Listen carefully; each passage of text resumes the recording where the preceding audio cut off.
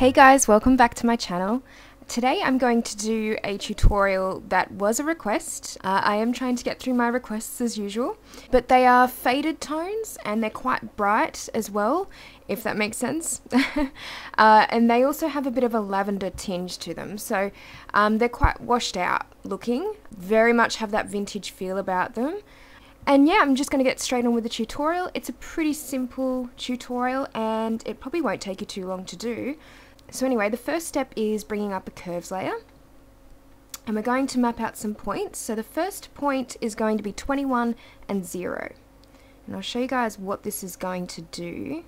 Okay, so the next point is 49 and 39. And the next point will be 129 and 103. And the next one will be 210 and 189. And the last point will be 224 and 255. So in applying the curves layer just then, we've really given the image a more faded look already, and it does look quite washed out. These tones are going to work better, I think, on images with a lot of lighter colours in them, so specifically white. And obviously, like, we've got a pale pink colour in here. I really think that's features you should look for when using these tones in particular, because I feel like they come up best on these types of photos. So anyway, I'll just show you guys what that's done. So that's really made a big difference already. We're just going to bring up a levels layer now, and we're going to move the first slider over to 26. So that's going to really give it a little bit more contrast, a little bit more depth in the shadows. And then we're going to move the last slider to 243. So that's given the image a lot more contrast. But we're going to do some more layers to really counteract the real dark contrast that's there at the moment. But as you can see from the first layer, it's very much more contrasted. And then we're going to get up a selective color. And we're going to change the reds first. So the first adjustment we're going to make is changing the cyan to +13. Then the magenta will be -11. The yellow will be -17. And then the black will be 0. So we've just kind of really drained the reds out of the image, particularly in the skin tone. And we're going to do the same thing with the yellows now. So we'll just go to the yellows, and the first adjustment will just be left as 0. We're going to change the magenta to -36. Change the yellow to -87. So really getting rid of the yellow in the photograph now. And then the last adjustment area, so blacks, will just be left at 0.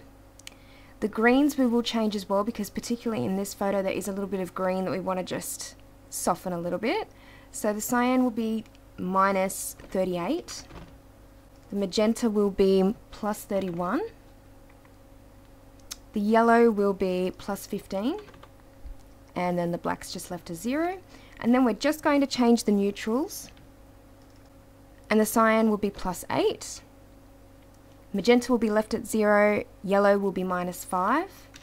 And the black will just be 0 as well. So we've really made a difference in colouring on that adjustment layer. So I'll just show you guys what that's done. It's really drained a lot of the colour out of the image, mainly the warmth, which is what we want for this look. So we're just going to bring up now a solid colour. And I'll make sure I move the window over this time so you guys can see the numbers.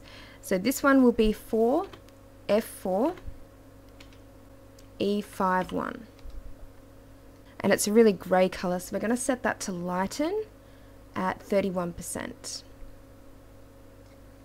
So that's giving the image a more faded look, but still keeping the darker blacks in the image. Then we're going to get another solid colour up, and this one will be 898 EA0. And this one's kind of like a really pale grey blue colour, and we're going to set this to darken at 13%. Okay, and that's pretty much the finished look. I'm just going to show you guys a before and after. So I'll just take a snapshot, and the before looked like this, and that's what it looks like now. And I'll just zoom in. So before and after. Alright guys, I hope you enjoyed this tutorial.